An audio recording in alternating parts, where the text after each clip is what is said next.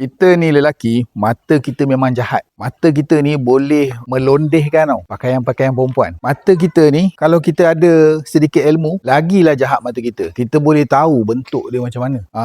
Kita tahu apa yang kita nak, kita suka. Itu kita lah. Macam tu jugalah kita dalam melihat, ada di kalangan kita suka tengok yang janda, ada di kalangan kita suka tengok yang anak dara, ada di kalangan kita suka tengok yang pakai purdah. Macam tu juga dalam bisnes. Macam kawan saya ni tanya, apa seksi dalam bisnes? Bisnes ni seksi dia tak sama setiap orang. Setiap bisnes seksi dia tak sama. Ada bisnes seksi dia kejar untung. Ada bisnes seksi dia kejar jualan. Ada yang lain pula, dia kejar macam mana dia nak jual balik bisnes tu kat orang lain. Macam-macam. Ikutlah kita punya cita rasa, kita punya seksi pada pandangan kita. Setiap orang seksi bisnes dia tak sama. Okey? Berbalik kepada kawan ni tadi, setiap pemilik bisnes dia kena tahu apa yang dia nak dalam bisnes dia dan dia kena dapatkan lah. Barulah dia puas hati. Okey? Jangan lupa tekan button follow dan kita jumpa di next video.